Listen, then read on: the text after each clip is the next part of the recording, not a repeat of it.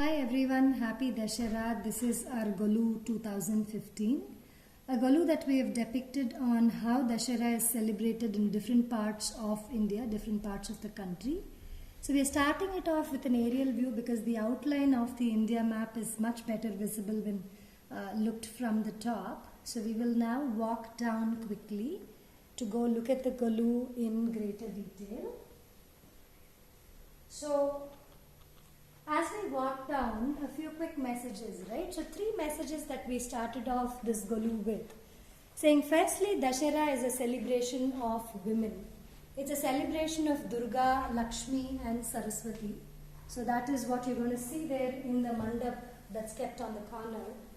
And the way we worship, especially in Tamil Nadu and I'm sure in certain other parts of India as well, is of the 10 days, the first, second and third set of 3 days are dedicated to specific goddesses. So the first 3 days is for Durga, who we worship for giving all the strength and valor.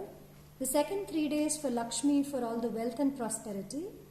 And the last 3 days for Saraswati to give us all the wisdom and knowledge. And the final day, the 10th day, is Dashami, is your Vijay Dashami. The second message we said would be, this is the season of winning of the good over evil, because the belief is back in the days, this is the time Ravan was destroyed. And the third message is there's so much unity in diversity in this country where despite all the diversity in how we celebrate Dashera, the country comes together in unison in the festive spirit. So these were the 3 messages. Now we'll take a closer look at the individual states and how it's celebrated. So up north, if you see in Kashmir, you see a lady out there with a bunch of grass on her ear. So we started off with the ear and I think by the end of Dashera it's gone to her back right now. So that's the way they celebrate Dashera in Kashmir, where they harvest barley and carry it along for prosperity. So if you come slightly south to the Himachal Kulu Manali area, you see Raghunath Swami out there coming out in a procession. So Kulu Manali is known for Raghunath Ji's procession this time of the year. Let's then move west. So when you move west, sort of Midwest, Central India, Gujarat, Rajasthan, Madhya Pradesh, Uttar Pradesh. So all of these regions, there's a lot related to music and dance. And Gujarat especially is where our Dandiya, the Ras Dandiya, originated. And the belief is there are traces of it relating to the Krishna's Ras Leela. So you see women out there, performing the folk dance. In general, a lot of importance to folk art, again related to music and dance. So that's what you see as a drum dance performer in Madhya Pradesh. Then in the Uttar Pradesh, Uttarakhand area as well, we've kept musicians and dancers. So this basically runs west, midwest, central parts of India. Then when you come to Uttar Pradesh, Ram Leela is very prominent during Dashera. So out there on the Himalayas, you see Ravan, the 10-headed demon. His effigy is basically burnt this time of the year. So you have little kids down below, at the foothills of the Ram and the Durga temple. And they aim their bows and arrows to burn Ravan's effigy. Then once you move to the Bengal area, it's all about Durga Puja, the pandals, the Durga Puja happening in huge and well-decorated pandals, which is again, in alignment with 2 of the messages that we discussed, saying it's the winning of the good over evil, where Durga destroys Mahishasuran in her full force of 8 hands with different arms and ammunitions. So you see Mahishasuran in her, under her feet. And the second is, again, it being a celebration of women. So that's in the Bengal area. So in the Bengal area, there's also a Durga Visarjan that happens, very similar to our Ganesh Visarjan. So you see the lady out there in the temple pond with her kids. They have strings in their hands performing a Durga Visarjan. Then slightly, let's move back into the map again. So you also see something called the Sindur Khela. Khela or Mela, you call it a Mela too. So the 2 women out there, they have sindoor sprayed on each other. Very similar to our Holi, but it's just a sindoor color that happens. So this is something that happens in Bihar and Bengal. And I believe it was also shown in the film Kahani. For instance, Ram Leela was shown in Swadesh and several other Hindi films that we see. Sindur Mela is definitely seen in Kahani. So when you come to the Uttar Pradesh area again, it's Karwa Chauth. So we often tend to believe Karwa Chauth is just that one particular day. But I believe the fasting and the worship actually starts during the Dashera season, runs into the actual Karwa Chauth day, then further along into Diwali season. So it's that entire 15-20 days which sort of is being celebrated as the Karwa Chauth season. So you see the 4 women out there sitting with their diyas performing the puja. So that is what we've depicted as Karwa Chauth. Then when you come to Orissa, I believe it's all about food. I think in general, anywhere in India, it's all about puja and food. Orissa especially, really elaborate platters are prepared and served. That's how they celebrate Dashera. Let's come west. Let's come to Maharashtra. In Maharashtra, it's all about Lakshmi, worshipping her for wealth, for gold. It's Kubera Puja that's being performed, and I think it's most likely associated with the amount of businesses you have in Maharashtra. So they exchange gold, they exchange leaves of a certain tree which symbolize gold. And there's also those 3 ladies that are standing out there behind the Kubera Puja. So I believe in Maharashtra this time of the year, cross-border friendships are built and strengthened.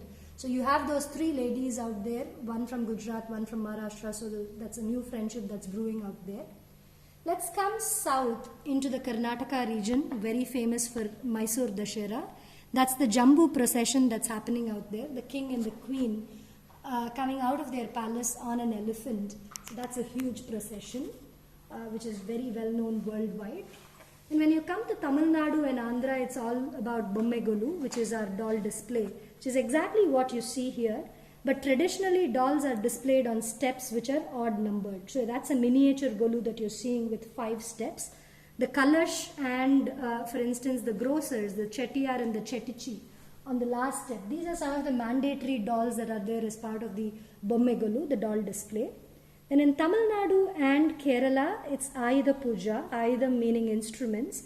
Saraswati is worshipped on the day of Ayudha Puja. We also call the day Saraswati Puja. So she is worshipped for wisdom and knowledge. And interestingly, in Kerala, even churches believe in Ayudha Puja, Saraswati Puja and Vijay Dashmi. So they also start new courses, is what I read. So that's how Dashera is celebrated in different parts of the country. Now, since again it relates to Ramayana, we'll see a few stories on the side from Ramayana. Not the full sequence, just a few relevant sequences. So in the first one out there, you see Guhan taking Rama and family in a boat to start their forest exile. Once Rama starts his exile, Bharatan, his brother, he rules the kingdom, and he uses Rama's paduka, his footwear, to guide him through the righteous path. And then the third one you see out here is Rama starts his exile. He gives away his riches. He worships Shiva and starts the exile. And then, as we all know, Sita is kidnapped. Anjaneya, the true follower of Rama, builds a bridge getting to know that Sita is kept captive in Sri Lanka. So with the help of his monkey friends Vanarams, he builds a bridge from India to Sri Lanka, comes in search of Sita. Once he finds her in the Ashokavanam and gets to know that Ravan is the one who's kept her captive, goes to Ravan's court to challenge him. And Ravan obviously does not treat him well. So he does not even offer him a seat. And Hanuman, who has his magical tail, rolls it up to form his own chair, higher than that of Ravan's throne. So they argue, don't arrive at a consensus, and the war starts. And once the war starts, Lakshman, Ram's brother, is hurt in the war. And to cure him, it is said to have been the case where Anjaneya brings the Sanjeevi mountain in search of herbs to cure Lakshman. And finally, at the end of the war, we have Rama's Pattabhishekam, where peace is restored. He's back in his dynasty, in his throne. And at the farthermost corner that you see out there, just as how you have doctors without borders today, we truly believe Ram is the God without borders. He's worshipped not just in India, but all over the world, specifically in East Asian countries, Indonesia, Thailand, so on and so forth. So that's what we've depicted at the corner there. And so that is our overall Dashera setup. And we also want to add on one small piece out here. In Tamil Nadu specifically, when kids go around visiting Golus, you have kids singing and performing varied kinds of art, whether it's music, dance, any form of art. So Kirti is hopefully going to sing a small song for us. What do you want to sing? To sing Bharati? Master. Oh, go on.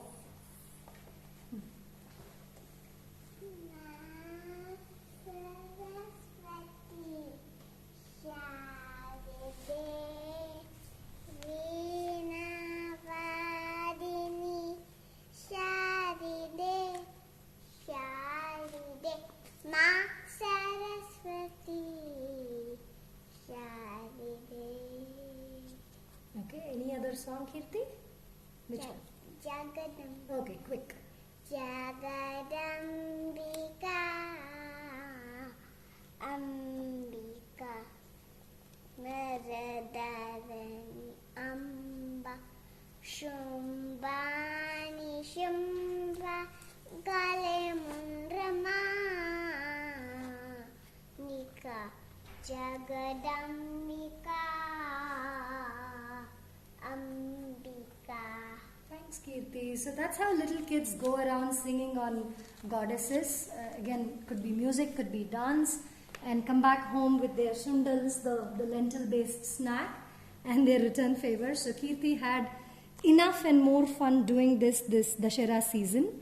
Here's wishing all of you a very happy Dashera and a very happy festive season ahead from the Bharatans household. Thank you.